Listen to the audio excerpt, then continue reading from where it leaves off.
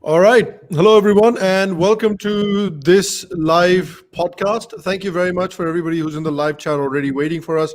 I really, really do appreciate it. We've got a fun episode for you today because we've got a special guest as well that I hope will contribute in a fun way to this conversation too. So, what we're talking about today is everybody's favorite new Indian auntie, Kamala Harris, who's recently come out of the closet as an Indian. So we're going to be talking about that. But to help us talk about her wonderful, newly discovered Tamil heritage, we have another wonderful Tamil man in the house, Abhijit Iyer-Mitra. Abhijit, welcome.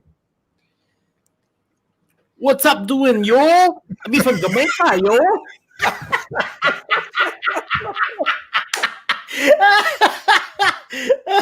All right, so it's already off to a good start. You're making fun of the Jamaica? You racist prick? Don't you remember how you grew up when you were a child eating jerk chicken every day? You remember that? I grew up eating jerk chicken, and for us, when we stood up to the national anthem, it was like underneath the mango tree, honey. Yeah. And how Cool Runnings was your favorite movie when you were a little child, right?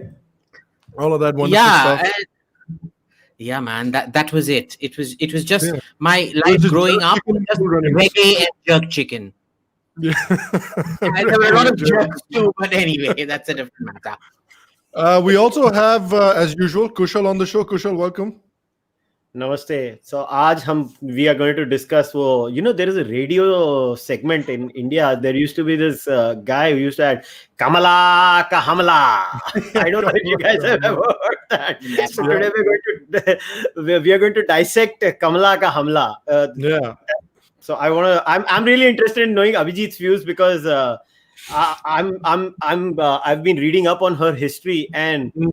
Man, she's a crazy person as an. I don't know if Abhijit knows her as an attorney. Yeah, she was the attorney general, right, or something of that sort. Yeah. So those were some interesting times. Yeah, I wanna come to that. We're gonna come to that, but obviously before we start, as a Tamil yourself, Abhijit, I wanted to ask what a deep sense of pride and happiness you're feeling today, now that a Tamil origin woman is the vice presidential nominee.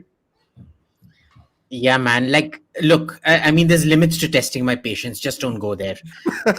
if she's Tamil, then I'm bloody Jamaican, you know.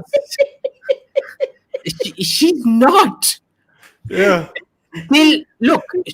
Till 5 to 10 days back. Yeah.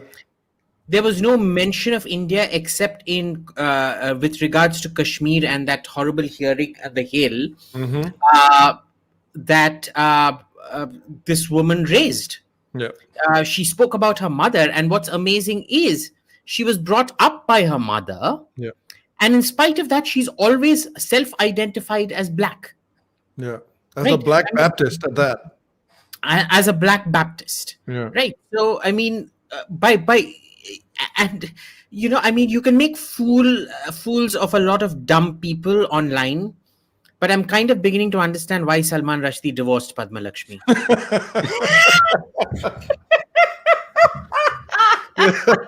Yeah, me too.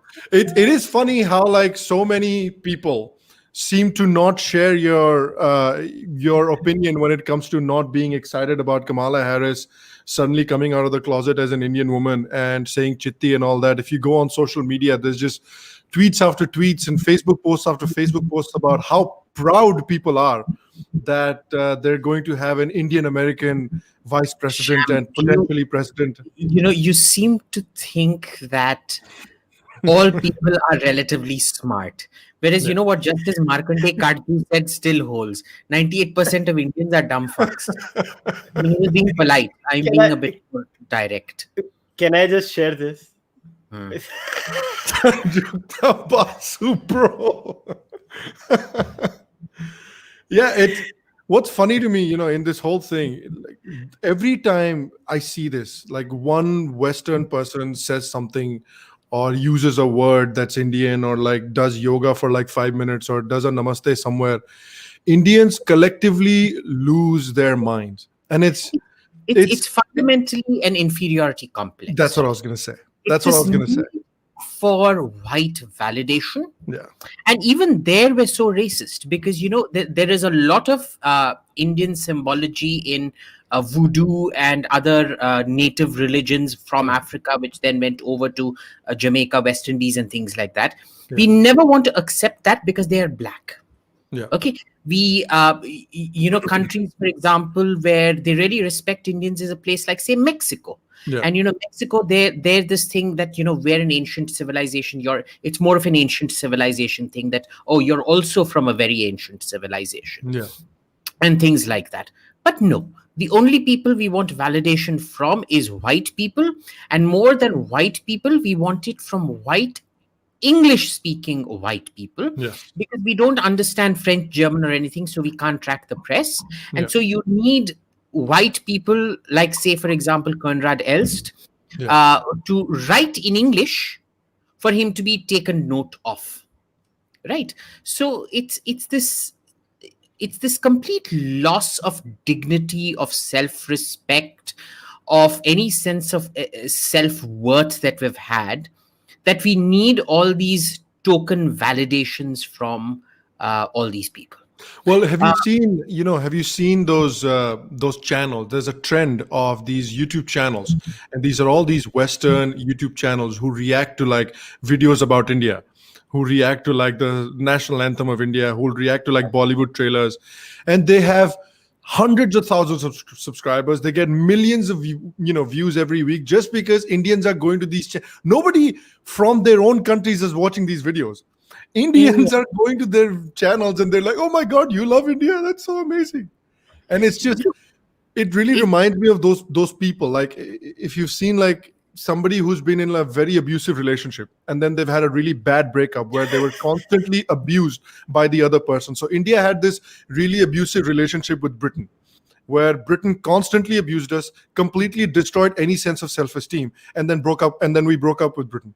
Since then, we've been going to validation from who?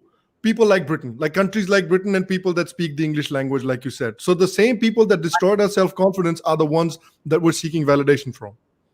Do you remember when Discovery Channel first came into India? Like, I'm 42, so I remember this. I'm old enough to be most of your grandfathers. But for all you watching who haven't really reached puberty yet, when Discovery first came into India, I grew up in the Doordarshan days when there was no satellite TV and all of that. Yeah. There was a very interesting thing about Discovery. They said, Indians don't want to watch shows about other countries, they found. They wanted to watch what other countries think about India. They didn't want to watch shows about India. They didn't want to watch shows about other countries. They wanted to know what other people thought of them. And it's this very dangerous thing of saving face. मैं बर्बाद होऊंगा पर मैं अपने बेटी का शादी धूमधाम से मचाऊंगा क्योंकि लोग क्या सोचेंगे. Yeah. Right? It's that very, very dangerous sort of, inferiority complex we've spoken about. But this is sort of a faux interest in the outside world. Now, given the percentage number of people we have, 1.3 billion, the actual number who travel abroad is minuscule. And most of those who travel abroad live in horrible conditions in the Gulf, who don't really socialize outside, they mostly ghetto outside. Like I've lived in America, in Australia, in Austria, and in the Soviet Union. In all those countries, they would just not make friends with local people. And I always used to be like, oh my God, Indians, get me the hell away from Indians. I don't want to be with Indians because I don't want to get stuck in a ghetto. I completely see what you mean. Yeah. Now, I had that same experience in New Zealand. The problem is, on one hand, these guys tend to ghettoize. On the other, because they don't get that exposure, even back home in India, their views of the West are completely stunted. And there's this whole thing that they can't, their own social awkwardness, which doesn't allow them to make friends. Yeah.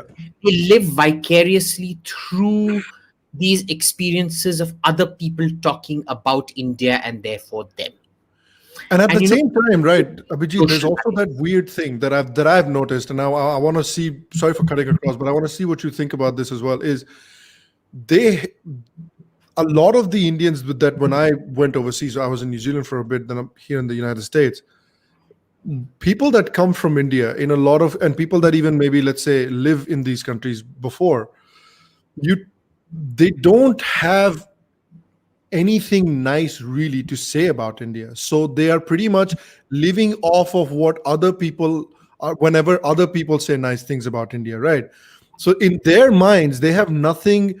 India has no redeeming qualities. Like when you ask them, when you actually sit down and talk to them, they themselves will never say anything nice about India. They'll wait for someone else to say something nice about India, which is a very weird thing. Germans in New Zealand, not like that at all. Brazilians in New Zealand, not like that at all. Spaniards in New Zealand, not like that at all. Only Indians. And spot on. And even the reaction that comes about, they only touch the most non-controversial topics, which are cricket and which nobody outside the Anglosphere gives a shit about. And not even the Anglosphere. I mean, Canada and America don't even know what the hell cricket is. And Bollywood, right? Because those are the only things that people know damn all about, or they've heard about in a relatively positive way. It is what it is. What can you do about it? It's you have no pride in your country. You don't even know the reality of your country to take pride in certain things or to explain your position on certain things. Precisely. I think that's the one. What do you do? I don't know. Yeah. Kushal, has your experience been the same? Like you've lived in Canada for a bit. What's your experience there has been? Oh, you're still muted, Kushal. There we are. Oh, I'm sorry. Go. Yeah, it's pretty similar. It depends. See, it depends on which kind of Indian you talk to. I have two categories, right? There is the Indian that comes from the big cities that travels outside India, and there's the Indian that comes from the smaller towns that travels outside India. So the one in the big city thinks they're more American than the American, more British than the British, and I don't know what the hell it is. Like they will go and correct them about their own stuff, which is very funny if you ask me. And then there are Indians who travel from small towns in India. They just go there, they work their ass off, and they tend to be far more rooted in their own culture, and they are more comfortable with their identity. And it's okay. I think beyond a point, look, human beings are complex species, right? I mean, and we have to understand that when it comes to India has a deep inferiority complex riddled with a post-traumatic stress disorder. So when you mix these two, right, we have a societal PTSD. We don't have an individual PTSD. We actually have a societal PTSD. Yeah. And when you have a society that has such a traumatic experience that we've had, we cannot deny the reality. And look, it's just the way our education system is. I'll give you my experience. So when I used to go there and when I used to live there from the year 2000 to 2002, when I was not coming back to India, like I was there nonstop. After that, I've been visiting many times, staying there. But the point is, I'm not living there. Like I go there 45 days, I'll come back, or 2 months, I'll come back. But what I used to notice when I used to live there was they were not used to the idea of an Indian that talks back. I clearly remember that whenever I used to talk back, they would be like, hang on, what's wrong with him? Why is he speaking up? Why does he talk back? Why does he know Atari? I've been told things like, why did you know Atari? And I was like, oh, Atari, yeah. The video game, you mean? Video game. Yeah, they used to have that boxing thing. Boxing game. So I would be like, I have, I clearly remember this conversation where I told one guy, like, I used to be a big WWE fan. And I said, I have a VHS, and I used the word VHS, which was very shocking for them. I was like, I have a VHS of WrestleMania 1. I still do, by the way. WrestleMania 1, the first ever WrestleMania. And they were like, that's vintage, man. How did you get it in India? I was like, what do you mean, how do you get it in India? You get it in India? And he's like, oh, we don't know. And then I realized that it's just that they have a certain experience, and Indians had this idea, we are outside and we just need to go there, put our heads down, make money. But I won't blame the Indians, but look at the results. People who put their head down, did not cause controversy, today are the richest minority in the damn continent. Sure. That's true. But then there's costs associated with that as well, like keeping your head down and not speaking up. I think there's costs associated with that, whereas you've pretty much conceded all of the intellectual space and all of the political space to people that are opposed to you or people that do not like you. So one more experience I would like to narrate. I don't know what Abhijit's experience was. So I remember going to the university. So I was not a big book reader till then, until I remember the first book I was gifted by someone over there was Why Do Smart People Otherwise Believe in Weird Things of Michael Shermer. So I just started reading in the library, and then I was like, chal yaar, apna culture bhi to samjhe. And I went to the library over there, and I would pick book after book. And every book on Indian philosophy, Indian religion, Indian history was written by some white guy. I was like, what happened to the brown folks? Yep. And I would notice the contrast where I would go to Chinese departments and other departments, and it would have native Chinese people, native Arabs, native Japanese, heck, even native Mexicans. Control their narrative. हम लोग बोलते हैं कि वो Mexico को दबाते हैं यार, इतना तो मेक्सिकन्स में दम है कि अपनी हिस्ट्री जो है उनकी वो खुद लिखवाते हैं उधर, और हमने पूरा कंसीड कर दिया है. So I think the Indian over there came from a poor society, went there and was just focused on making money. It is only, and I know people don't like to appreciate some things of Rajiv Malhotra, but here I will give Rajiv Malhotra credit. He was one of the first Indians who actually raised his voice about these issues. And he was like, hang on, I'm going to have a say because I'm the person from that culture. I need skin in the game, right? I'm the one with skin in the game. And this stems from this, you know it, yaar. Even the Murtis, right? The Murti library, they hired whom? They hired Sheldon Pollock because they needed that stamp ki Gore Chache ne meri translation. Gora curate kar raha hai.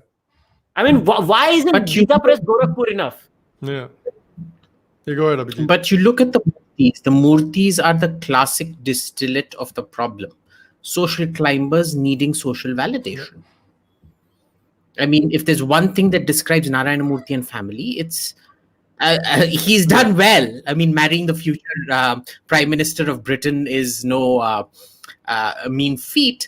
But it's taken almost 25-30 years of sustained social climbing and very clear, visible inferiority complexes to get there.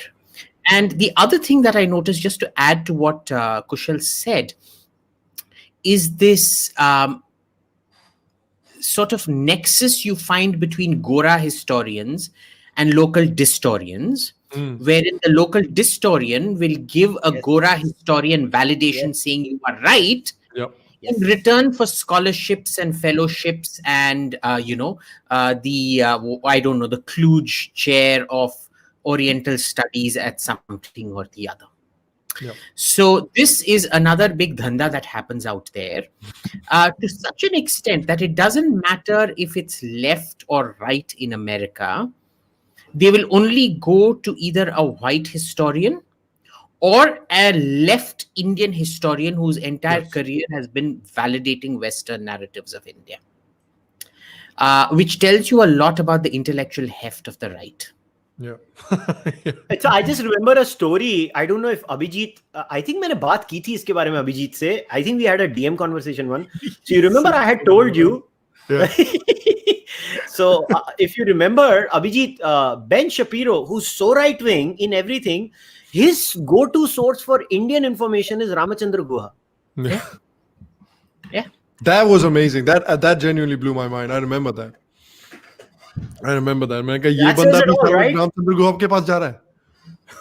What the hell's the point? नहीं, imagine करो Ben Shapiro, would he rely on George Soros funded things for Jewish history? Of course not. Look, but remember, it's not just Ben Shapiro. Across the networks, you'll find it doesn't matter if it's Fox, if it's Steve Bannon. You know, when Steve Bannon was going to set up Breitbart India, do you know the person that they approached? It was that guy with glasses who runs a podcast. I think it was owned by the Takshashila Institute and he bought it over. Amit Verma? That's the one. Wow. So, wow. Yeah. I mean, that's the extent of the mind space capture you're looking at. And what does the Indian right obsess on? Every time I post something, it's तू mother चोद है, ये idol नहीं है, ये मूर्ति है, I know. बहन चोद है ये हमारा। इसको नहीं, another one is my favorite one is इसको हिस्ट्री मत बोल, इसको इतिहास बोल. हाँ, That's और another one. और देन बहनचोद ये बोइंग 777 नहीं है, ये पुष्पक विमान है, ये 3000 साल पुराना है, हमने इन्वेंट किया। ठीक है, we'll watch Stargate SG-1 or Stargate the original SG-1, yeah. this तो हमारा कल्प वृक्ष है that used to take us across time and blah Yeah. blah blah. This is the हमारे kind पास of वाईफाई भी हुआ करता था by the way उस time. हाँ, Wi-Fi. So have you heard that famous joke about Vikings? No. So what happens is there's the International Telecom Conference, and this the Swedish fellow stands up and he says, well, Ericsson's such a world power in mobile telephonery and all of that. So it turns out that the Vikings probably had phones because we found these copper wires going from place to place from ancient settlements. And what is the point of copper wires on poles in about 900 AD other than phones? And we're trying to figure this out. So the Indian, without batting an eyelid, he stands up and said, "Hey, no problem, yaar. We even had 5G and wireless in those days." And they're like, how? This telecom conference is amazing. How? Because we found no poles and we found no copper wire. Therefore, it was all wireless. This is the standard of, I mean, how? Yeah. How do you even argue about this crap? We're talking about jati, varna, blah, blah bullshit. And they're executing a full-on bloody narrative capture. Yeah. They don't know where the conversation is, where the humanities, where the state of the conversation in humanities is. They don't know the lingo. They don't know the nuances. They don't know damn all. Yeah. And all they want to do is cannibalize the whole space and, spread. I mean, I'm not saying that there isn't room for it, but it's not one at the cost of the other. You want to do your tomfoolery, go ahead and do it. But, somebody's got to pay attention to doing the mind space capture on regular humanities. Yeah, that's true. And, we were talking about the whole inferiority complex thing. And I think the inferiority complex runs so deep that it's not just even white validation. Because, and I want to talk about, and I want to move on to a couple of other things as well, but I want to finish with this, that have you guys heard the new concept being bandied around, which is the South Asian identity? There's a new thing now. It's South Asian. We all have to protect no, in India, it might not be a big thing, but here it's huge. Talking about like South Asian identity and now South Asian brown Desi culture, it's huge. And who is talking about South Asian identity? It is only upper class Indian expats living in America. It is not Pakistanis. It is not Bangladeshis. It is not Sri Lankans. None of them are interested. It's just these bloody Indians who have no sense of idea what India is. So they're looking for some South Asian identity that absolutely does not exist. Look, but that itself tells you how vacuous these people are, because tell me, what is a South Asian identity? The North plays holy, the South does the hell out of me, man. Right, the South does not play holy. The food customs of Bangladesh are very different from the food customs of the rest of India. Northeastern food is a completely different genre from the rest of Indian food. Sri Lanka is not part of the Indian cultural continuum in that sense. It's more a part of the Southeast Asian Buddhist continuum, right?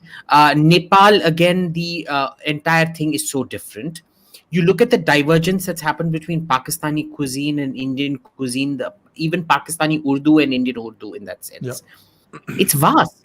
So, I mean, what South Asian identity? These are the clowns that can't even define South Asia per se. Yeah. Right. What is South Asia according to them?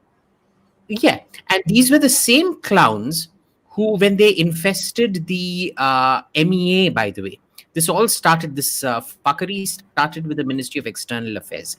You've just seen a foreign secretary of India, a former foreign secretary and a former national security advisor of India, ask America to intervene in Indian internal affairs.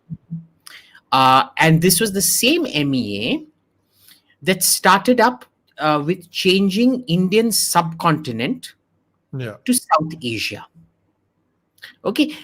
and that they were undermining the whole bloody Indian cultural supremacy, domination, the cultural domination of the Indian, civilizational sphere in South Asia. Yeah. These are the kind of shits who populate the MEA. Now figure out where you want to go from here. Yeah. Okay. It used to take a lot. I mean, when you went on saying of the Indian subcontinent, you're still forcing Pakistanis, Bangladeshis, Sri Lankans, everybody into that Indian cultural thing. Yeah. It's quite tough for them to swallow. Here, you've given up your own identity for something that Pakistan also will very happily this thing, because it undermines your whole civilizational this thing. Exactly. This was the Indian Foreign Service that started up this South Asia nonsense. That's unbelievable. I didn't know that. That's unbelievable. JNU trained Foreign Service. I've forgotten what the rationale was, but if you actually go on the internet, you'll find lots of pieces on why it was an Indian diplomatic push to change this from Indian subcontinent, which you never hear anymore these days. Nobody talks about the Indian subcontinent anymore. Wow. South Asia. Yeah. Okay. So again, go check it out. That's unbelievable. And again, it doesn't really surprise me. It doesn't really surprise me because we know the kind of people here, especially in the West, that are pushing this whole South Asian solidarity, this whole brown solidarity. And when you ask them, what is brown culture? What is Desi culture? They don't have an answer for you. Oh, it's just kebabs and idlis and everything, man. That's brown culture. I'm like, that's food. Tell me what culture is. But they never have an answer. But anyway, moving on from this, there's a couple of other very interesting things about this, because, the feeling in the US is the way Trump has handled sort of the protest that broke out. And Trump is a kind of guy that knows only how to attack. He doesn't really know how to converse. So when the protest broke out, he did what he knows how to do, which is attack the protesters. And a lot of people in the US felt that was probably not the right attitude to take. He should have probably given them heard them out at least initially. So there's some people, including some conservatives, have soured to an extent on Trump. And a lot of people thought, somebody like Joe Biden, whose entire message, despite being a corpse, his message is that this corpse will unite the whole country. I am a corpse. I am not a sentient human being, but my presence will unite the country. That was the whole message behind Joe Biden and picking Joe Biden. Now you have picked Kamala Harris as your vice presidential candidate. So for a person whose goal is to unite the country, who's to be seen as a uniting force, how much sense does it make to get somebody like Kamala Harris on board, who, for all intents and purposes, if you look at her entire career tells you that who you have picked as a VP candidate is a complete opportunist, whether it comes to flip-flopping on the death penalty, whether it comes to like calling yourself a progressive prosecutor, but then, threatening to throw people in jail for truancy, which affects mostly low-income families, when it comes to like prosecuting small-time marijuana offenders and then going on a podcast and then joking about, oh, I used to smoke weed in college and I used to inhale. So that stuff.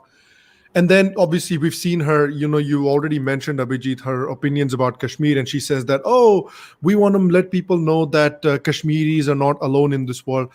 What a strange thing to say. It's like saying, I want to tell people New Yorkers are not alone in this world. But you're basically trying to say that Kashmir is not part of India. That's what you're essentially saying when you make that statement. So when you pick somebody like that, does it not undermine the message that Joe is trying to get across? So here's the thing. Kamala is the mirror being held up to the Indian community to show how far you have failed as a community in America. Yeah. Because Kamala is one of those people who will go, she knows which side of her toast is buttered. If you offer her enough, she will jump onto your bandwagon. Yeah. If you give her enough incentives, tomorrow she'll come out screaming that Kashmir is an Islamo-fascist occupation, and Kashmiri Pandits are the victims of an ethnocide. She won't, and you know why? It's because the Indian American community has failed. Yeah. So every time you hold up an image or speech of Kamala Harris, Do you think it's probably because many Indian Americans actually don't believe that either? Like what you said, yeah. I don't think so, because one of the things is, and this we've noticed with a lot of immigrant communities, a lot of them want to forget where they came from, but a lot of them tend to have this sort of idealized view of the original homeland. So, for example, even though Russian Jews, when they were immigrating to America in large numbers in the late 1800s and early 1900s, they had this very idealized view of Mother Russia, which is why, remember, the first nuclear spies that were arrested on at Los Alamos were Russian Jews, even though their parents had gone through pogroms, and pogrom is a Russian phenomenon, going around killing Jewish people. They had this very idealized notion of Russia and therefore the Soviet Union. So what happens with certain NRIs is some of them completely want to erase their... there used to be a CNN reporter called Anish something, another Madrasi, and he was asked by Ahmadinejad, I remember, are you Indian? Because he wanted to give him preferential treatment. And you need to know where, like in Iran and Egypt, like I've told you before, Iran, Egypt, Turkmenistan, Uzbekistan, even Israel, playing the Indian card, North Korea, playing the Indian card can get you lots of benefits. Huh. Yeah, that's why I only wear a kurta pajama when I walk around in those countries. Whereas when I am in France, Italy, or America, I'll wear pant shirt and walk around because there's no benefits to be had being an Indian. Now, this boy was asked by Ahmadinejad, listen, are you an Indian? Because he was surprised at the question coming from somebody sounding so American, coming from somebody who looked so Indian. And he said, no, I'm not. I'm American. Now, you are so hung up on your identity that you even pass up the chance. As a good reporter, you should have said yes so that you will get him to answer the question. There will be further engagement. He did not. So this is one kind of cultural distancing that certain Indian Americans do in order to, fit in. Because they've obviously had some kind of traumatic upbringing, must have been brought up in a hood or something like that, where, I don't know, some kind of a low income group housing society or some shit like that. And on the other hand, you have people where my mom, in Madras, I can tell you all these silk stores, Rasi Silk, Lata Silks and all of that. They have these special NRI sections. And my mom, the first thing she goes in there and she says in Tamil is, yo, any NRI section, which means if you take me to the NRI section, I'm going to break your legs. Because she says that NRIs have the worst taste around. So all the worst, most hideous, overpriced trash will be like that. So you have a wide spectrum, but in spite of this, they have failed so spectacularly to become a political force. Yeah. So well, another thing, Pramila Jayapal being anti-Indian, that woman in Seattle, the nut job counselor, Shama Krishan or Sawant, Ro Khanna, and all these dirty clowns. Why are they so anti-Indian? This nut job, what's her name? Rashida Tlaib, Ilhan Omar and co. They will go justify terrorism. Yeah. Her grandmother, her beloved Siti. By the way, you remember she calls her grandmother Siti. Her Siti, like Kamala Harris's Chiti, is a major supporter of suicide bombing. She wants death on America and death on Americans. But Rashida Tlaib has absolutely no problems openly acknowledging her grandmother, supporting her and supporting her point of view in some way or the other. Yeah. Right? Indians don't. You don't find Pakistanis like this. You clearly don't find Ilhan Omar style jihadi Somalis like this. You don't find jihadi Palestinians like this. In fact, you seldom have any Palestinians that will talk out against Palestine. Yeah. Even Palestinian Christians living abroad will not talk out against Palestine. Yeah. But Indians are the only ones that will. So, it's a very complex phenomenon. I mean, humans are complex creatures, but I think it's quite safe to say that Indians as a diaspora in America are definitely not an asset in any form or way, because they either fail to do the job if they are attached to India, and good intentions are not a substitute for action, or they turn full on anti-India like these Indian Democrats have, or the Republican Indians are just as bad. I mean, they can't get ahead. They're somewhat better because at least they acknowledge the India tie. If not the religion, they acknowledge the tie. For example, Piyush Jindal was a bit weird, Bobby, because right? Bobby Jindal, it was ethnic food. Indian was ethnic food. He only wanted coleslaw sandwiches or whatever. This thing. But who was the representative of the Security Council? I forget now. Nikki Haley? No. Nikki Haley. Yeah, Nikki Haley. Nikki Haley and co, the other Indian Republicans have been quite open about their Indian background and things like that. They've never had an issue with that. They've all had to convert to Christianity. That's a different matter. But see, why do you care? Why do you conflate Hindu and Indian? Why does it matter if somebody's a Christian? If they're still supporting you, take that support and feel pride where they came from. Right? I would much rather have a Christian Nikki Haley supporting India than have a closet maybe Hindu like Kamala Harris doing damn all. Yeah, and Kushal, have you experienced this as well? Because this is a new thing, and I want to take some questions after this really quickly. But so, guys, if you have any questions, let us know now while Kushal and I discuss this. But there's this new phenomenon that I've noticed in the last year or so, which is apparently there's a lot of people that live outside of India that are from Punjab who now have started identifying as Punjabi. So if you ask them, are you Indian? They'll say, no, I'm not Indian, I'm Punjabi. When you ask them, what does that mean? They say, Punjab is Punjab. So have you noticed that yourself as well? Yeah, I recently heard a podcast on the Brown Pundits where there was this. That's what I was going to refer to. Yeah. This gentleman, and he's like, "Listen, I just identify as a Punjabi, and that I think every human being should listen to that podcast for just one reason: how not to be. I mean, that's how a human being should not be. That was a classic case of, मतलब क्या हो गया भाई तुझको, तेरे को किसने नाराज कर दिया है जो, अच्छा उसको बार बार लोग पूछ रहे थे कि कोई tangible example they they, give me a tangible example of a bad policy where India is becoming fascist, and then he comes and says GST. GST is fascism. Look, there are multiple things we can abuse this government on, and we can criticize this government on. GST is fascism. So I have not met these Punjabis, honestly, who say I am only Punjabi, I am not Indian, I'm not American.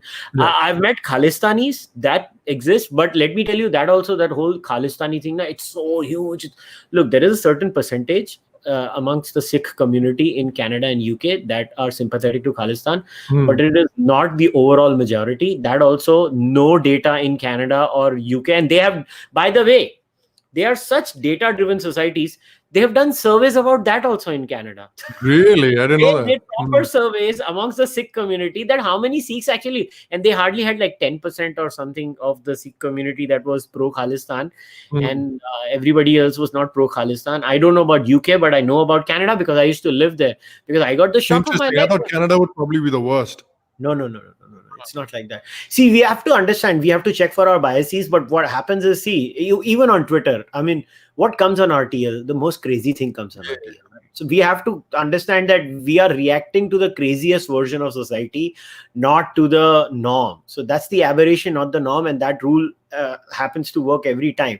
I've not met this kind of, I am Punjabi, because if you are Punjabi, what do you identify with? The language?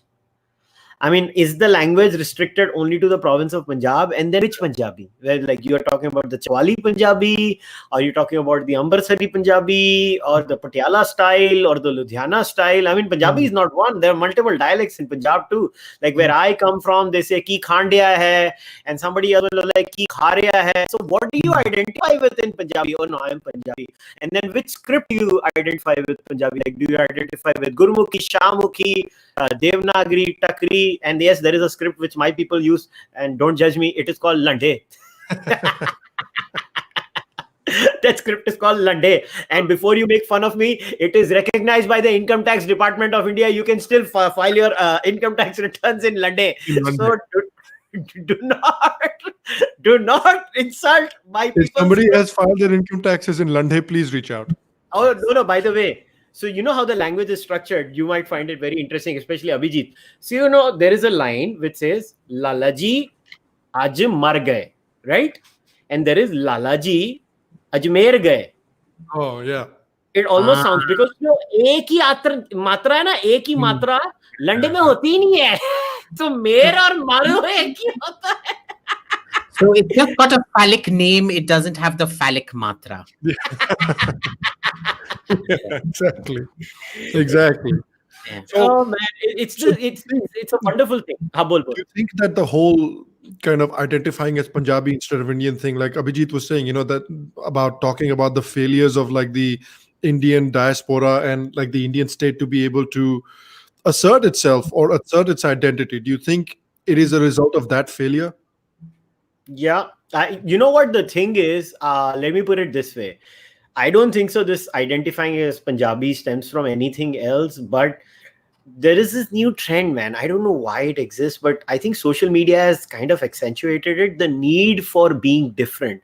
Like, I have to see, if you want to stand out on social media or any kind of blog post or blogosphere or anything on digital platforms, you have to stand out. You have to be different. Now, very few people are comfortable with the reality that not everyone is going to be different.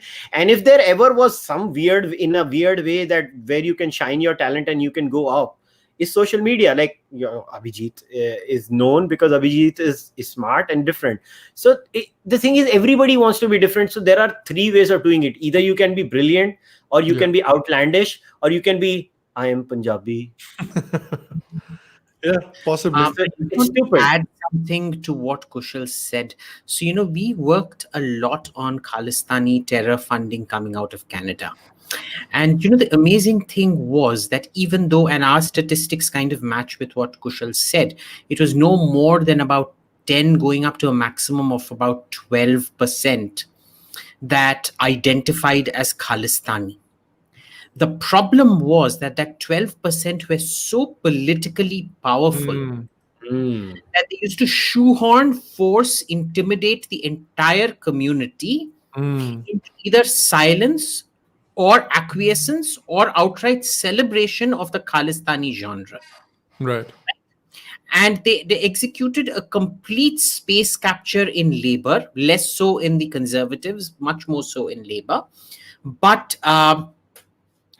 and, a lot of these people went on over 2-3 ambassadors. They were complaining to the Indian ambassador saying, this is happening. Take it over, take it over, take it over. Stop, help us. The Indian embassy did nothing. Wow.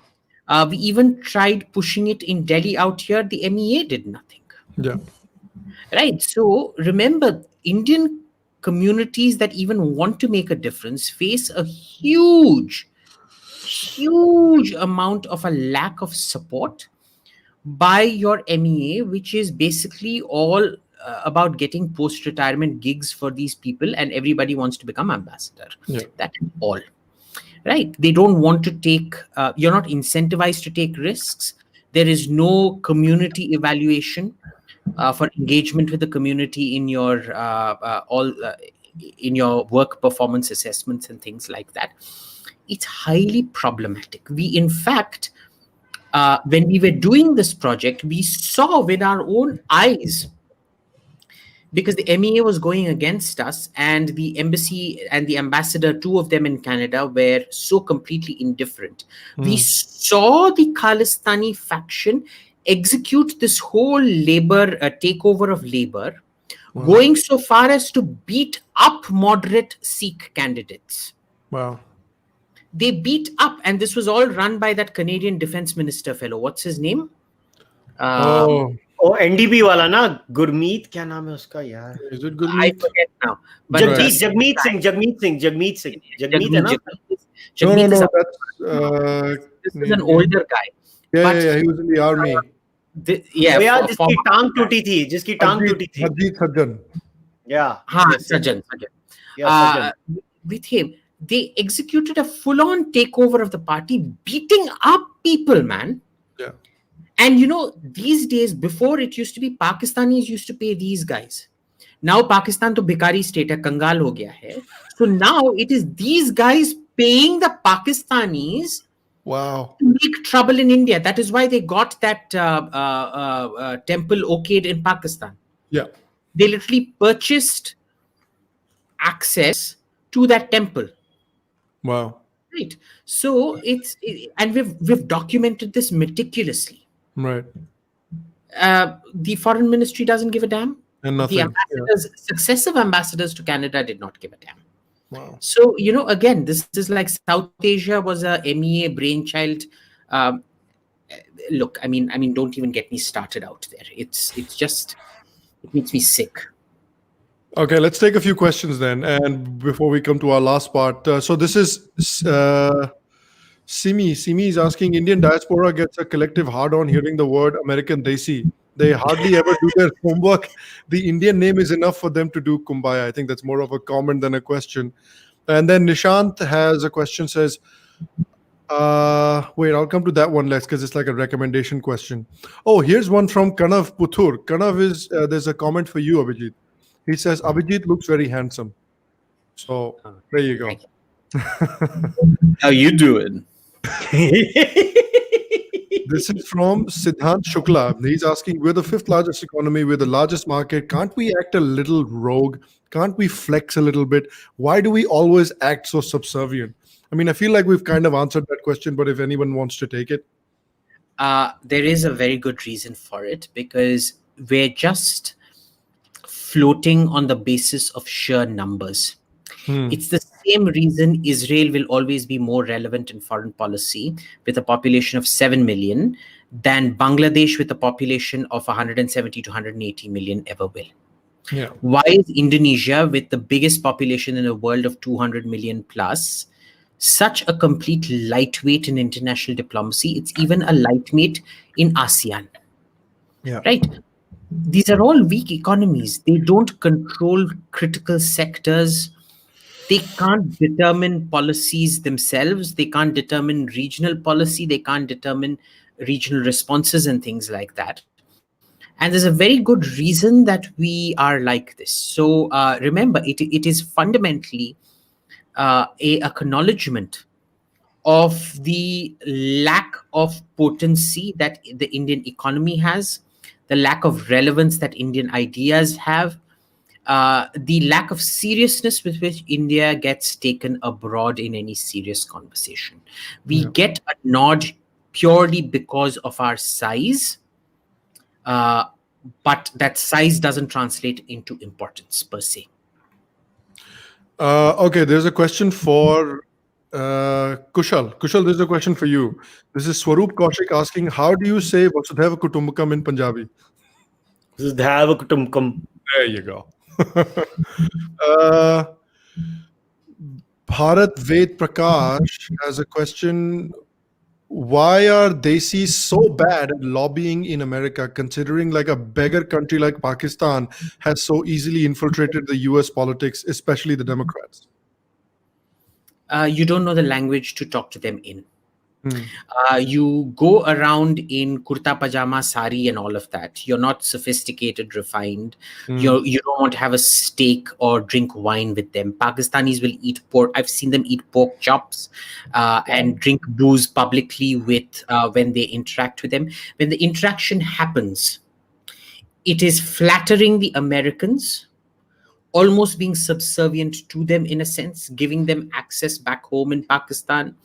And it is in a language and a cultural setting that Americans feel comfortable in. Yeah. In India, it is usually something religious. You go around in veshtis, lungis, or whatever, which is still fine, but you can't even converse in the same cultural milieu that they can. You aren't synchronized with your foreign policy, so you can't provide access. In fact, in India, the government takes a great amount of pleasure. It is the small pleasures of impotent diplomats in denying access to American government officials. When you are impotent, when you can't orgasm, you take pleasure in saying, I can't get my wife pregnant, but I had a lollipop today. this is what happens out here, right? Yeah. I mean, I'm making it funny, but it's dead serious. What I'd suggest you read is Christine Fair actually wrote a brilliant paper on this, on how Pakistani diplomats, their military, everyone, are socialized and trained on how to seduce the West.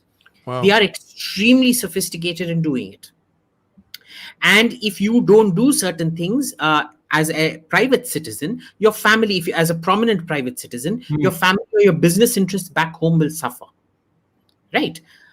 India does none of these things. Yeah. To the point where I'd practically say the MEA is guilty of criminal dereliction of duty, if not outright acts of commission, outright crimes of commission in the way they handle certain issues. But, nobody wants to talk about these things. Because in India, you can criticize ministers, you never criticize the bureaucracy. You never criticize them specifically, you never name names and target people specifically here. Yeah. And as long as you want to continue doing that, by all means do that. I mean, they don't crib about it. Okay, let me ask one more question before we move on. So I'm going to mix two questions into one because they're on a very similar topic. So it's from Rushin Jhala and from Evil Aryan Invader. So they're both kind of asking, never before Democrats have had such an explicit anti-India stance on Kashmir. If they come to power, how would this impact India? And if they come to power, will they make peace with China? Will a democratic government be extremely dangerous for India? Normally, I would have said no, but increasingly that does seem to be the case.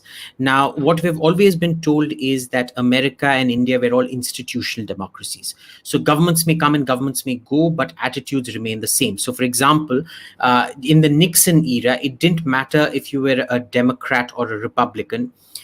Jimmy Carter was just as anti-India as Nixon was.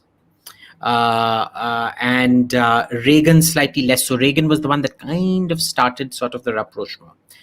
Now, the problem here is what we're seeing in the Democratic Party is that they are incentivized both in terms of funding and in terms of voter share to be anti-India. Yeah.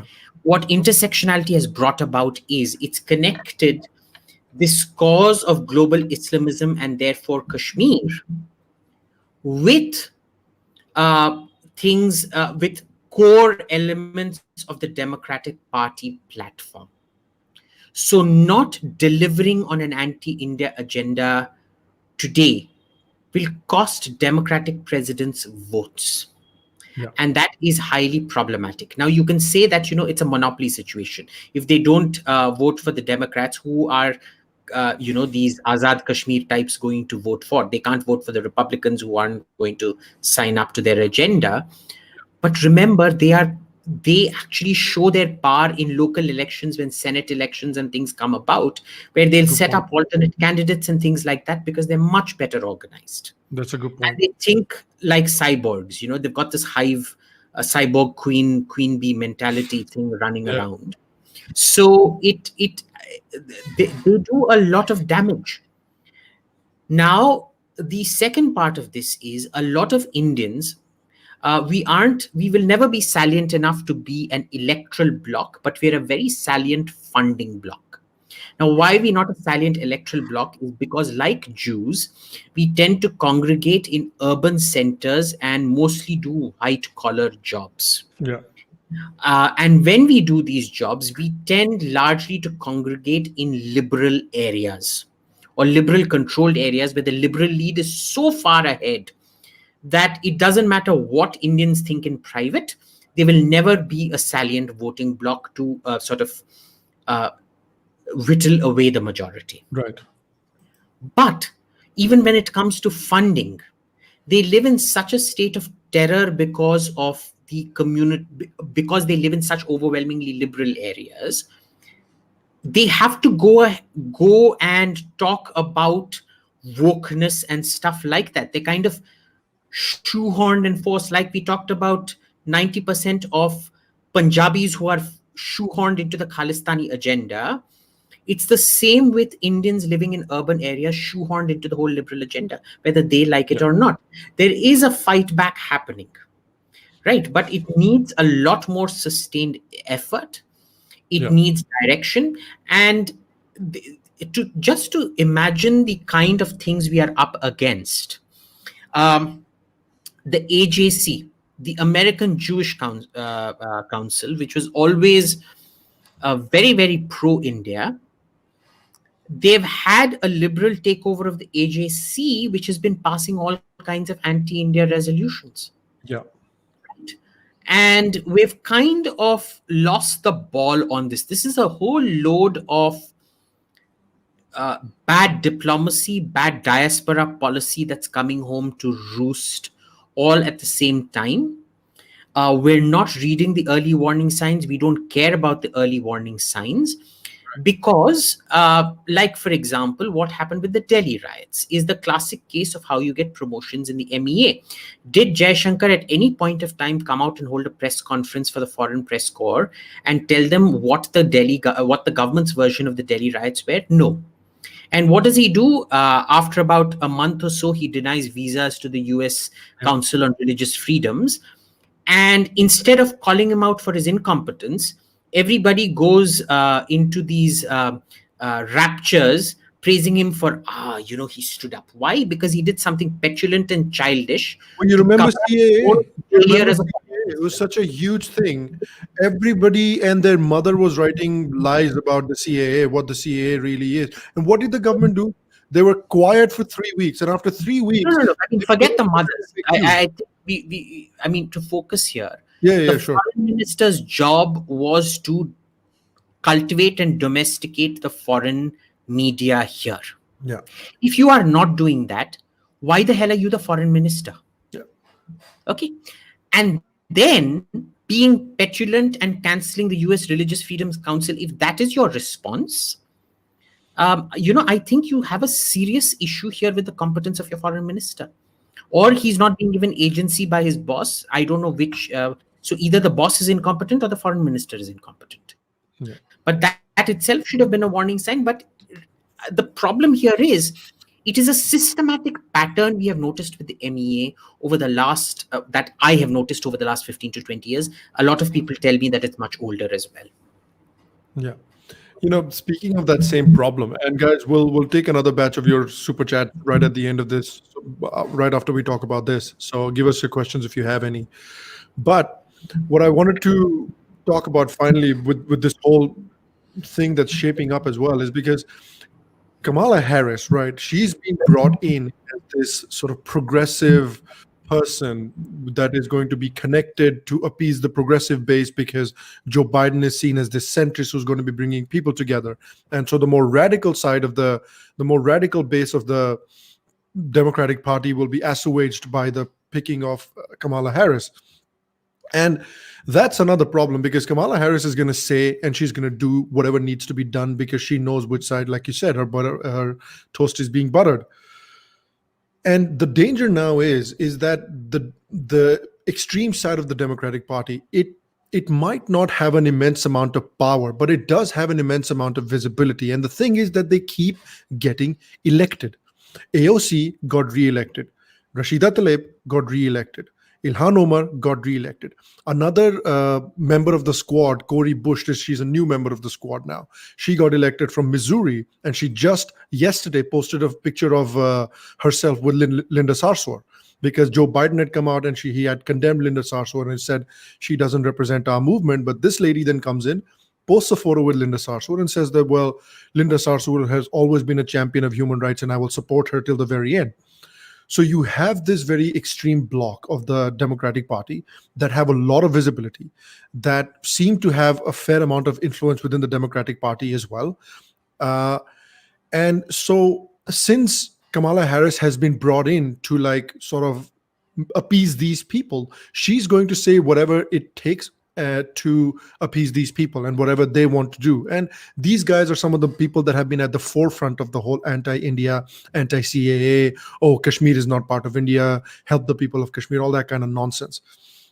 So for people that are getting excited about an Indian American candidate, what is going to change? Nothing is really going to change. If anything, the picking of Kamala Harris shows us that things are probably going to get worse, because she's going to say and do whatever the hell it takes to appease the squad, right? Oh, yeah, Abhijit, you, and then I'll come to Kushal. So this is where, your ethnicity meets a hard limit. If you haven't weaponized ethnicity, then don't celebrate ethnicity. Yeah. Unless, because then it becomes a loose, in this particular case, it's not even a loose cannon. It's, it's going to be trained against you because you don't have the numbers. Yeah. With Jewish candidates, for a long time, they could actually be controlled in a sense, because even though they didn't form a prominent voting bloc, they would very carefully choose candidates, and the sense of community was very, very strong. Now, even amongst the Jewish diaspora, we're seeing that break up a lot, because, the East Coast Jewish elite, they've forgotten the lessons of the past, and they're falling into the same trap. In fact, they run this whole woke campaign thing. Yeah. Because in many ways for them, it's all about making fools of everybody else. None of these people actually believe this nonsense. They're just, you're an asshole and I'm going to exploit your assholery. But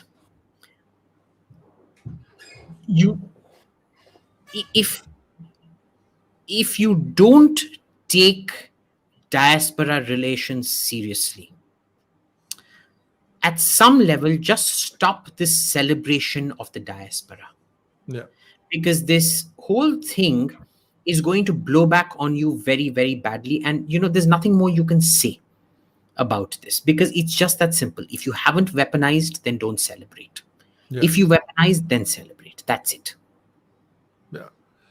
And how good of a job do you think, Kushal, have they done in like even using the diaspora? Do you think the diaspora is even being used to any extent? No, I think there is a clear-cut disconnect between what the Indian political leadership, the political leadership of Indian origin in America talks about. Like, I don't know how many remember Ro Khanna is in the Pakistani caucus. I mean, that's something very important, right? That should be mentioned. He's in the Pakistani caucus.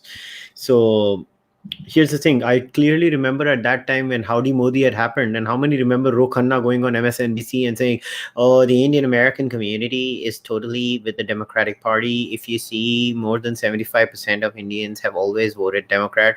So chacha, wo to koi reason se vote kar rahe the na. That doesn't mean they're always going to vote for the Democratic Party. And here's the problem. The Indians, actually, I feel bad for the Indian community in America. They're really stuck between a rock and a hard place. So, look, I'm no fan of Donald Trump because of multiple. Can I just quickly add to something that Kushal has said?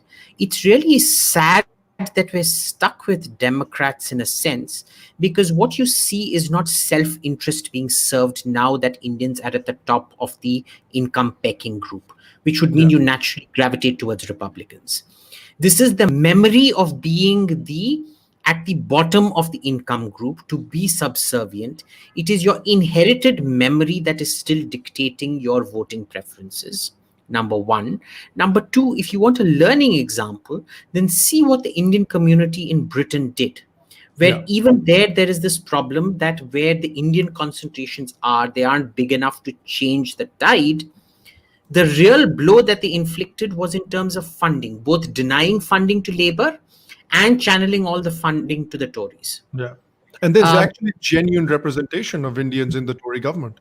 Exactly right. I mean, have you had a browner, more Indian government of people who are proud to be Indian? Preeti Patel is proud to be Indian. Rishi Sunak is proud to be Indian. Even though he's married into a gold digger family, that's a different matter.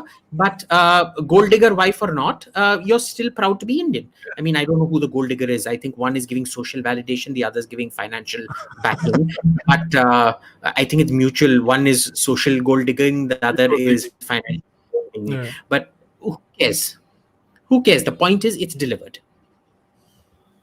Yeah, true. And there's a good point here being raised by Preeti Shivam as well. There's a question from him. He says, I've noticed that the very liberal Jewish diaspora as well seem to understand the complexities of the Israel-Palestine issue, something I don't see in the Indian liberal diaspora. I think that's a good point. Tell me, when was the last time you actually had the government sit down and explain issues carefully? When have they actually taken on questions by the foreign press and called them out one by one? In Israel, they do this. See, they don't allow their students to get poisoned by history books and shit like that. They're very clear that history is not about facts. History is about the national project. The history you study in college is about facts, but the history you study in school is about the national project. It is indoctrination in a sense. It creates the national myth. Therefore, you're going to be taught history a certain way. And they have a very good facts department that keeps coming out, an outreach department that keeps engaging with the community, with the diaspora, and goes on myth busting and things like that. When was the last time you came across an Indian diaspora representative or a government representative that could condense a complex set of issues into easy, simple language without drawling on for 5-10 hours? But I would not blame the diaspora for that. I blame the Indian foreign policy of and course, the Indian government blame for that. Indian foreign policy for that. Very much, this is an Indian foreign policy fault that we don't. We ourselves don't have a fact checker, ready reckoner, and things like that. So why blame other people for it? This is something very problematic and intrinsic to India that we need to do. But again, I mean, 6 years of Modi, there's no sign of any of this changing, because it's like a BJP leader once said in private, this isn't a BJP government, it's an IAS government with outside support from the BJP. Yeah, and so let me ask Kushal this, and then I'll come to Abhijit as well.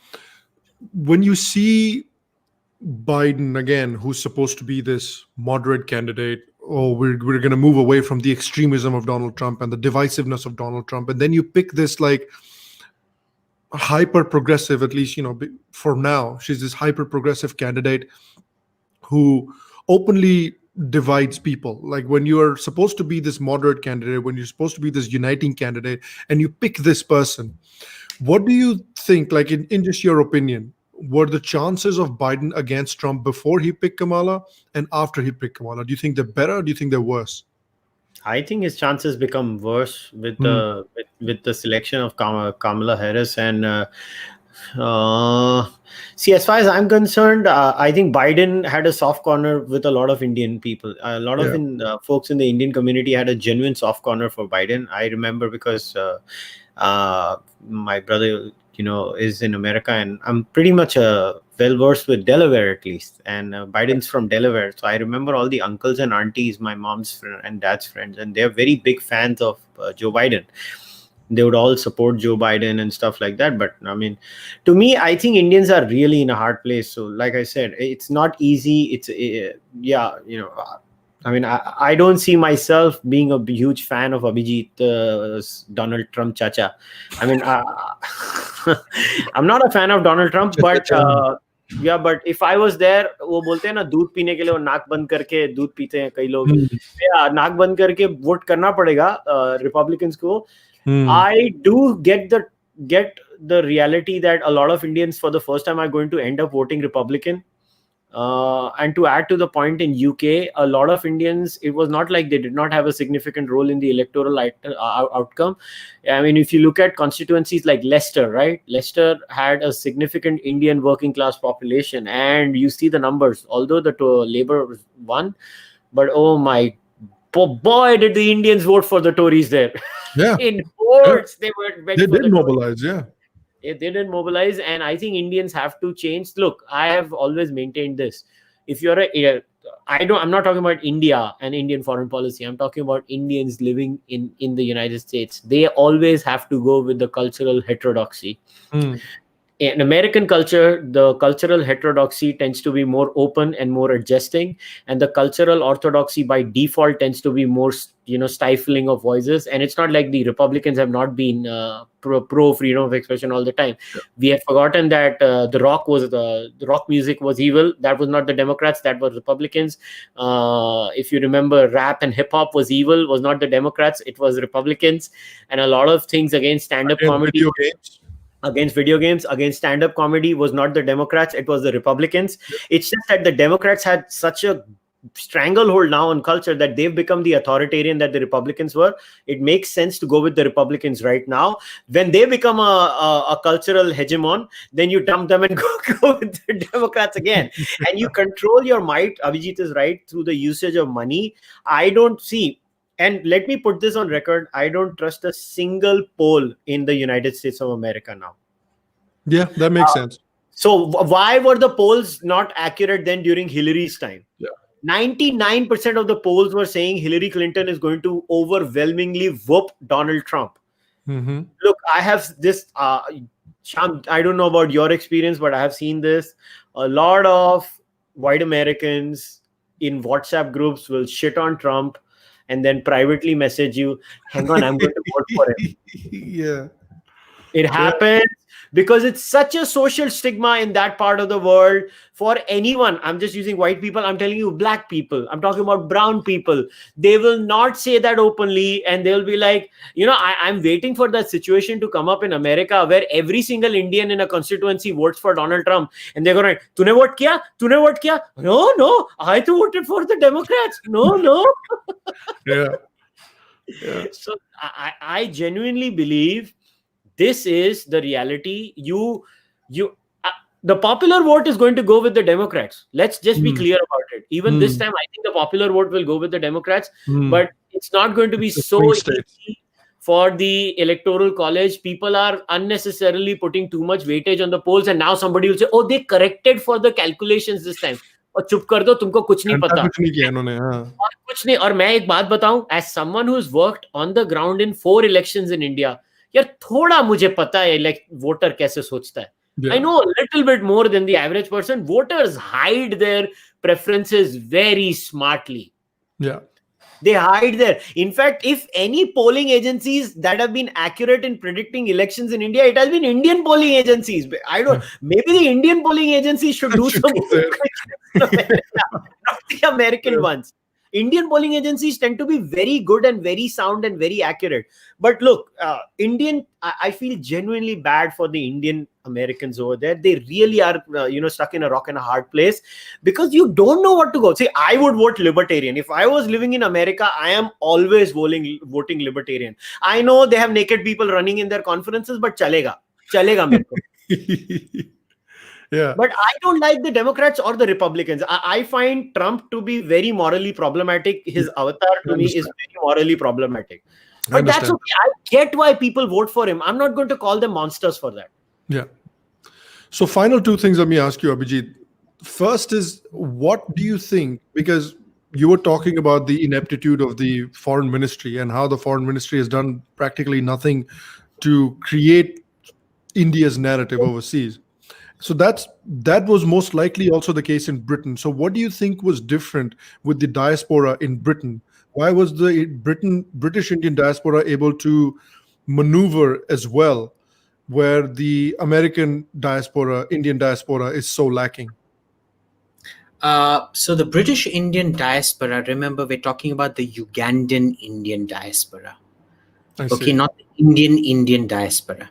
They came at a time when Idi Amin had kicked them out, when Nehru refused to take them in, don't forget that. And they genuinely felt homeless. They didn't have this attachment to the Indian authority, and they refused to be controlled by, they refused to be defined by meetings with the Indian ambassador out there.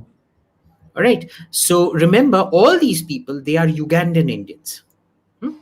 Or there are Indians of a completely different generation that migrated out there, right, who migrated when, there was still that colonial hangover of Britain. So it was we're looking at two different social stratas of migration to Britain and America, number one.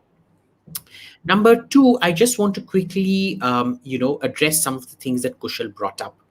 Now, you have to look at the way, normally I would have agreed with Kushal that, Biden would have been very, very centrist. He wouldn't have been anti-India or anything.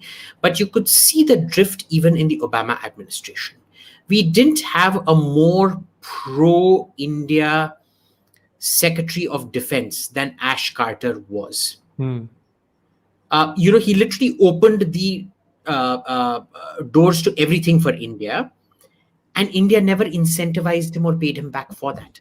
Yeah. So, when you have good behavior, India doesn't reward it. Number one. Number two, you also saw the cooling down on India. So you remember, we never even rewarded the George Bush administration for securing the 2008 nuclear deal. Let's not forget that. They didn't get a single nuclear reactor contract because the Atomic Energy Agency, with their reactor that's never going to come online in the next 100 years, even though they've been peddling it, saying it's the next greatest thing since the sun came into being 20 billion years back, whatever. We never rewarded them either. And in Obama, you saw something that when the NSG membership got discussed in Seoul, America did not play as proactive a role this time as they had under Bush. Yeah. So you're not rewarding good behavior. You're not punishing bad behavior either. So this is number one with regards to Biden and Obama. Number two, let's not forget, when we're talking about Democrats, the Democrats were the party of segregation. They were the Dixiecrats, remember? So all this nasty baggage, it is Democrat baggage that is coming home to roost today. Yeah.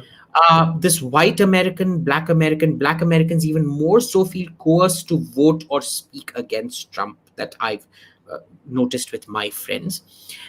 But, the social stigma serves an important, it can be a tool if you utilize it properly. It's the same argument you make against, for the legalization of drugs or the legalization of alcohol, because if you don't, it becomes a black market and turns against you. Yeah. So the more you socially stigmatize things, the subaltern movement, first of all, it goes underground. You can't measure it. You can't calculate it. And therefore, all your electoral predictions are fundamentally going to be wrong then. Right? They have done this because it doesn't matter what kind of statistics they bring home to bear.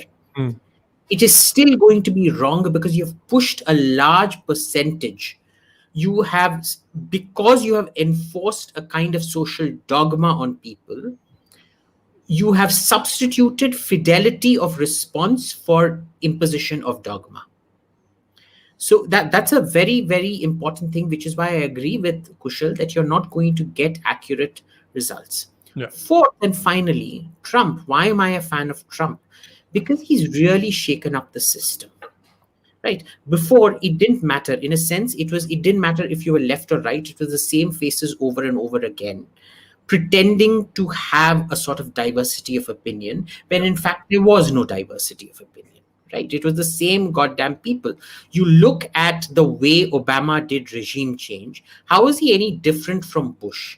Everybody said Bush was the worst president. Obama was the best president. He droned more people than any other president. Right. Yeah. Exactly right. He killed more people than Bush did. He regime changed as much as Bush did. Got America involved in intractable war just as much as Bush did.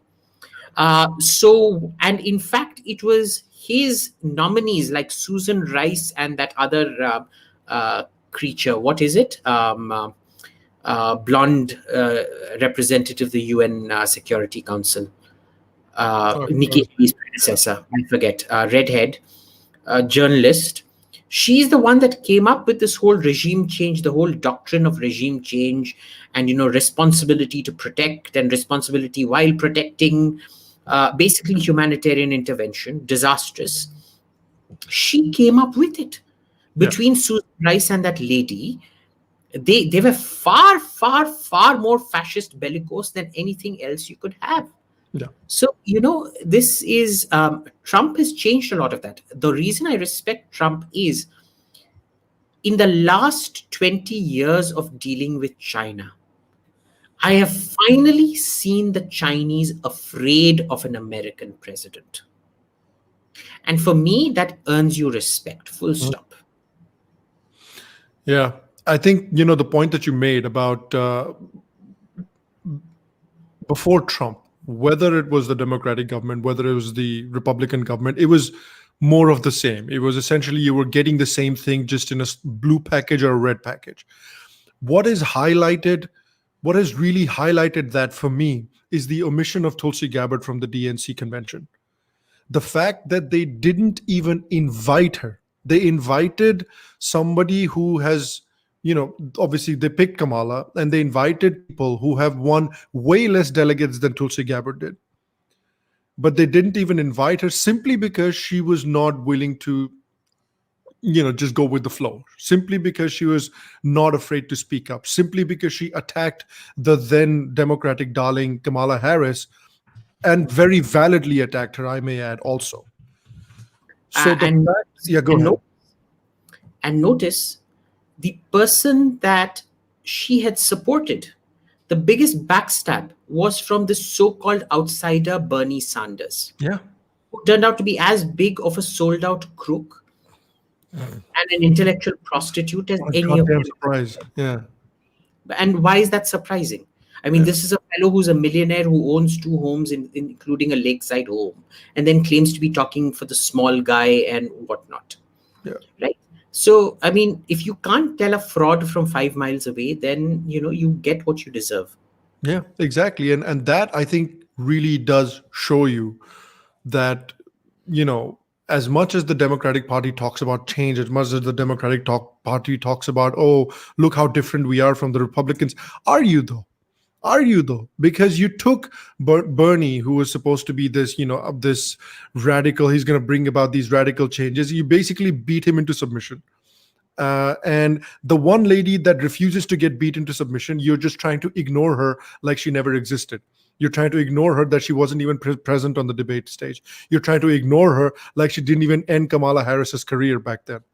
So that tells you, I feel like, all you need to know about the acceptance and the diversity that the Democratic Party really allows. So I think your point that whether it's the Republicans or it's the Democrat, before Trump, it was all of the same. And I'd argue, even after Trump, the Democratic Party hasn't really changed. It's still the same party. In that sense, the Democrats are stuck in the same place that the Indian National Congress is. Yeah. They're doing the same thing over and over again, and they're not realizing why they're losing. Right? And that becomes very, very problematic for the Democrats because they're playing to the echo chamber. The last time when they tried, at least they didn't try to get a woke candidate. It was Hillary who was a crook. That's fine. Yeah. They all are at some level. And the vice president guy was a very sweet fellow. I forget his name now. Tim Kaine. Tim Kaine, yeah. Really nice person, really good human being, right? But you couldn't win with that because your entire platform was against manufacturing, against the Rust Belt, looking down at them and scorning them, punishing them for being poor, punishing them for having fallen on bad times. And now you have a guy who, your presidential nominee, is actively somebody who is probably in the early stages of Alzheimer's, and a vice presidential candidate who is going to rub people who was almost a member of the squad, almost, not entirely, but almost, who is going to rub people as badly as Ilhan, Rashid, and co did. Now, remember, I have said this before on your show and I've written about it, that Ilhan, AOC, Rashida Tlaib, and all of that, they were probably secretly funded, like I think Rahul Gandhi is secretly funded by Modi. I think these three dingbats are secretly funded by Trump, because as long as these three dingbats are around, Trump can't lose an election. And, you know, I genuinely believe Trump has bribed members of the DNC to put this Kamala lady into the ticket.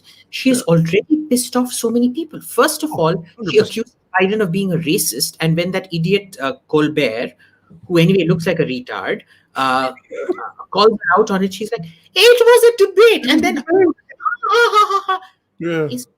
she said that she believes her accusers that accuse her of him of sexual assault.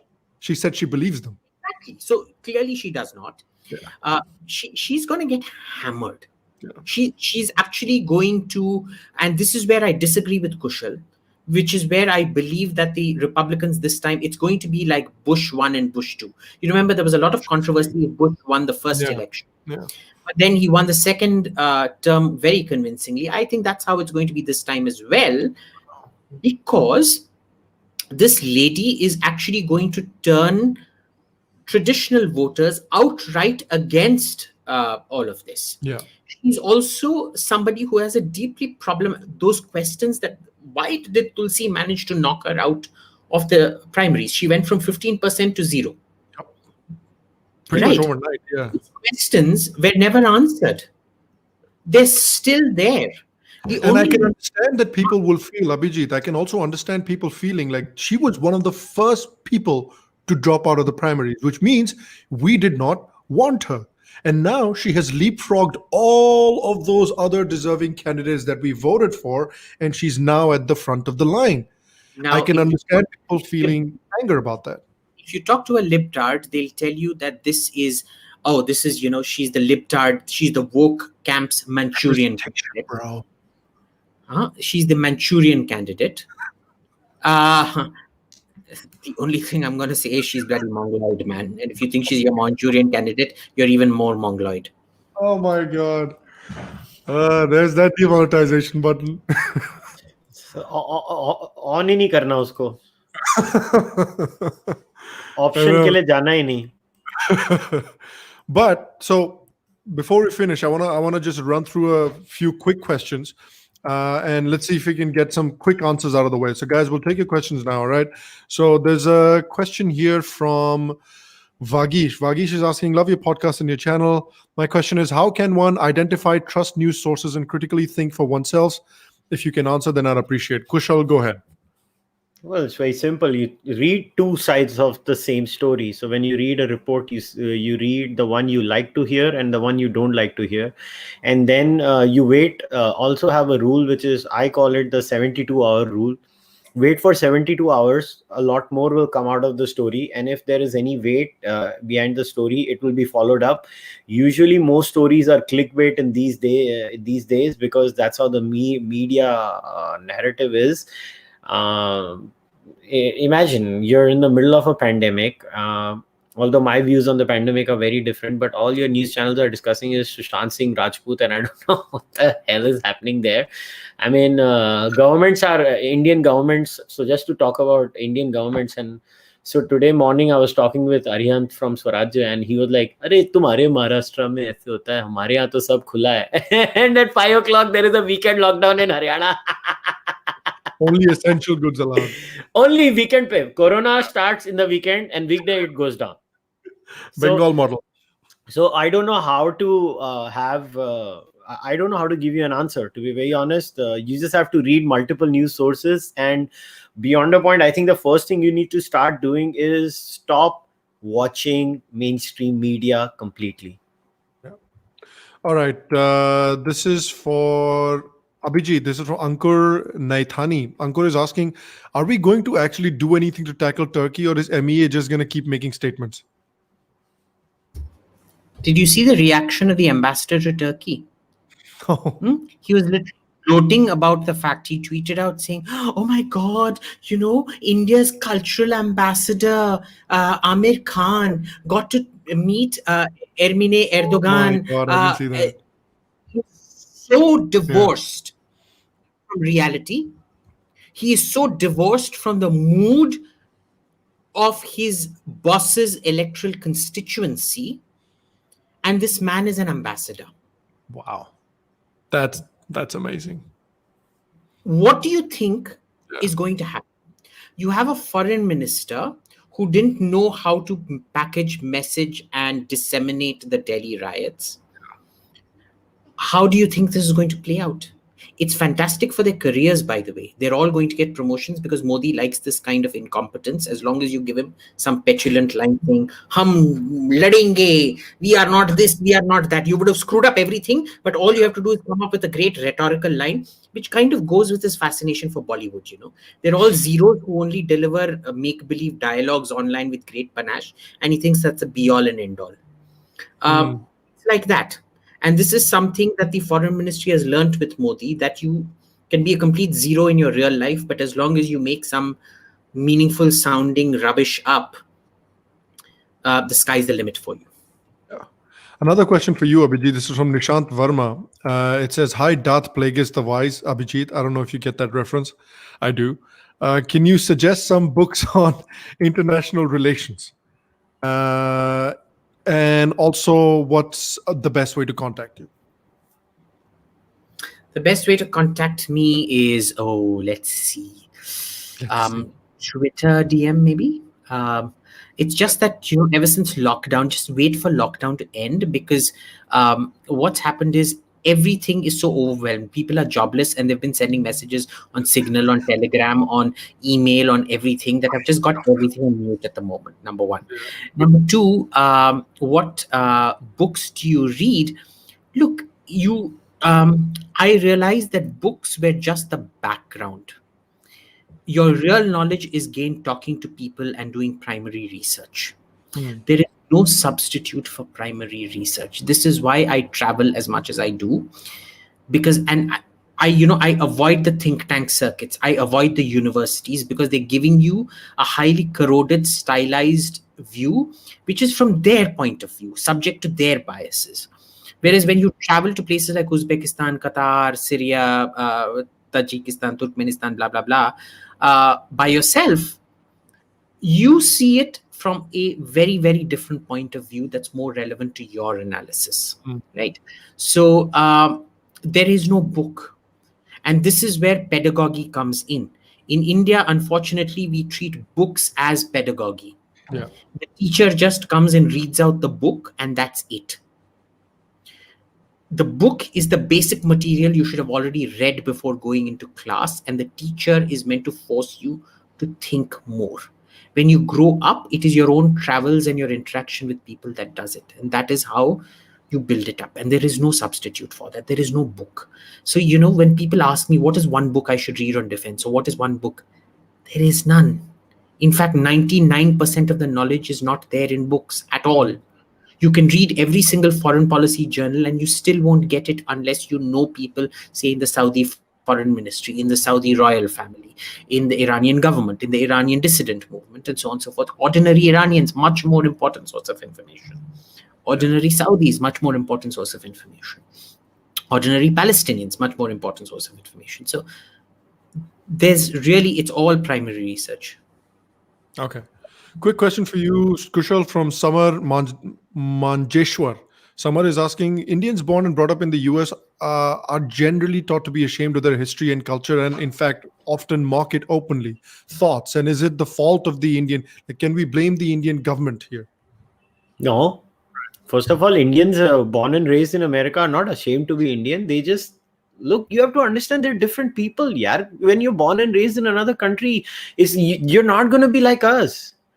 They're not going to be like us. They're going to be American who know some things of India. And see, first of all, stop having these expectations from them. They're American. Look, you have to first, they're Americans first who happen to be Indian. Yeah. I think this whole expectation itself is flawed. And leave them alone. Let them be. They are Americans. They will have their own identity crisis eventually, and they will come back to their cultural identity, and they will do it in their own way. See, what has happened is now you have a lot of Indians after the tech boom, especially, who are going from India, and they are making a lot of money, and they are very vociferous in their voice. And there is a clear difference of opinion between them and Indians born and raised in India. And I think it's getting played out too much. Look, they have the right to be, and we the Indians who move on later to America and become American citizens, we have a right to be our way. I think everybody has a space. Yeah, societies. I think all this, yeah. And first of all, we don't know how they are. Yeah, they're human beings. They're complex people. I just don't understand these kinds of questions at times. Yeah. All right. And there's one from Apurv Sharma. This is for you, Kushal, as well. And I think we've spoken about this before. Apurv is asking, is the lack of martial skills and physical strength in formative years a reason for a mentality of subservient in many Indian households, both in US and in India? I don't buy that, man. It's not like everybody in the United States of America is getting up in the morning, oh, let me go to a jiu-jitsu class or something. Come on, man. And we are a poor country. I don't think it hurts. That's all I'll say. It doesn't hurt. Obviously, I love mixed martial arts. I would say I would want everybody to learn jiu-jitsu or wrestling or something of that sort in self-defense in India. But the point is, look, we are a poor country. यार $2,300 average income है. हम लोग martial arts सीखने की बात कर रहे हैं. इधर झोपड़ा में खाना खाने को नहीं मिल रहा है, और तुम लोग यार इधर कोरोना पड़ा हुआ है, लोगों को घर के बाहर नहीं जाने को दे रहे यार. Yeah. Come on, let's get real. Okay. I think these are impractical. Okay, last two questions for Abhijit. So one of them is mine. What do you think Tulsi should do next? Because the Democrats seem to be doing their utmost, and now that the squad and the progressives have so much power, she is absolute anathema to them. So what should be Tulsi's next step, given that she's a very promising, young politician? She really needs to understand that her principles aren't going to take her anywhere. She's too principled for her own good. Yeah. She needs to put some self-interest in there and jump ship and move over to the Republicans, where she will be celebrated. I really think so, yes. Republicans do like her. They do like her. And even opposes them. And this is where, I always find there's a lot more intellectual honesty in the right, both in India and in America and in the UK, everywhere, except maybe in Pakistan, that they will acknowledge the fact that your criticism is valid when it is valid. Yeah. And her criticisms are valid, and I think she needs to bring that slight left tinge. I think the Republican outreach to the Rust Belt can only be strengthened by people like Tulsi Gabbard, because they need an advocate in the Republican Party, and I think Tulsi will be that advocate. I mean, they kind of did that. Like, if you look at Britain, like the Tories moved a little bit to the left when it comes to support for the NHS and those kinds of things. It's across the board you're seeing this. That, but it's not a move to the left per se. What it is that capitalism was intrinsically linked to manufacturing. So it is support for manufacturing, which is the real basis of your economy. Remember that. It is that the higher up the value chain you go, the greater the value addition, and all these services are concocted to, even though they form 75% of most developed economies, they are concocted and based on the value addition produced by manufacturing. Right? Now, these are the kind of jobs that need an advocate, that the Republicans, the right has always been an advocate of, and they've never shifted away from that. Whereas what you see with Democrats is that they were always sort of this more airy-fairy kind of thing. And they were always more pro-services, which are basically made up shit, in a sense. Yeah. And that is where they are traditionally going with, because you look at the woke movements. Yeah. They are essentially service sector workers, non-STEM, all humanities trash. And I say this being humanities trash myself. I fully acknowledge my inferiority to my STEM colleagues. Right. I will never pretend that what I do is equal to what they do. They do real value addition. I do hot air ballooning. Realistically, I mean, let's be clear about it. Where is the profit in denying that? It still has its own value add, but will an Abhijit Iyer-Mitra analysis ever be equivalent to, say, I don't know, a Vignesh Iyer coming up with a new device on a Boeing jet that reduces fuel consumption by about 15 liters per hour of flying? Of course not. So we need to be very clear about these things. So I don't think they've shifted. And this is where I think where Tulsi supports the people that are losing their jobs, the real manufacturing. They are the ones that need to shepherd her into the Republican Party now, because I think she's a much better fit for the Republicans. Yeah. She won't join the Republicans. Too many of her policies are not going to be fitting the Republican Party when it comes to education, healthcare, abortion. She's not going to find a house anywhere. I think she should just go to the Libertarians. I just don't think that. Yeah, go ahead. I think it is one of definitions. I think where Tulsi's problem comes about is she's still using the old lingo of wealth distribution and socialism, when in fact the way you build a bridge from wealth distribution to the sort of right Republican capitalist genre is human value addition.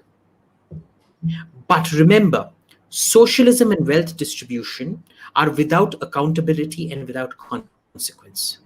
Human value addition has a clear benchmark. We will invest in you and we will continue to invest in you if A, B, C, D, E happens. And I think this is where I think it is a problem of language that we need to overcome. And I think this is where the right across the world, by focusing on human value addition, can take away a lot of the left's vote, where they feel trapped in, Democrats or nothing. Yeah, because I really I'm struggling to see a future for her in the Democratic Party. I really don't think it's there. So unless something very drastic happens, so I think you might have a point there. Final question for Abhijit, and this is for Harsha 11. Abhijit, bhai, say something positive. I'm depressed. Nah. Look, the problem with Indians is you always prepare for the best and hope for the best also. I'm here to give you a reality check. So that is my USP. I'm here to get you. Do you remember that movie where this guy goes out in the balcony and he screams? He's actually on TV and he screams, "I'm fed up and I'm not going to take this anymore." It was a cult classic. And then the whole world. The Truman Show? Huh? Was that the Truman Show? Yeah, no, I don't think it was a Truman Show. It was something else. It was a much older movie, 80s movie. I'm like that. I'm kind of hoping to induce the "I'm fed up, I'm not going to take it anymore" moment in all of you. Yeah. Don't come to me if you want. I can recommend a lot of Twitter handles that will give you videos of, golden retriever puppies licking faces, or little fat cats drinking milk or stealing fish, or babies laughing and tumbling around. If that's what you want, then don't come onto my timeline. I'm not your good news golden retriever. I'm the Rottweiler you come to when you need protection. I'm going to take a big chunk out of your butt. And I don't mean that sexually. I mean that in a really nasty Rottweiler kind of way. All right. Well, there you go, Harsha. Hopefully that helps. And this one ran a little bit long, but thanks, guys, for the questions. And I hope you had a fun time going through this whole issue with us. And I hope you will all support our great new Auntie Kamala in the elections and keep asking her for dosa recipes and idli recipes. And hopefully she tells us more stories about her chittis. So that's going to be a very, very fun 3 months up to the elections. And obviously we'll have these chats again as our Indian auntie does more Indian things. But other than that, guys, Kushal, thanks very much for joining us today. And Abhijit, thanks very much as well. May the blessings of Jesus be on Trump. And upon you also. Amen. And guys, thanks very much. If you liked the episode, go on. And don't fall for that cloven-hooved demoness chosen by Satan himself to oppose the God-anointed president of America, chosen by Jesus Christ. All right, well, there you go. That's solid advice. And guys, if you liked today's episode, make sure to like, subscribe, all of that fun stuff. If you think what we said was completely wrong, feel free to abuse us in the comments as well. That also helps the video. So make sure to go ahead and do that. Yeah. And subscribe if you haven't already. Follow Abhijit, follow Kushal's, the Charvaka podcast on YouTube if you haven't already. We will see you for next week's episode. Until then, stay happy, stay healthy, and we will see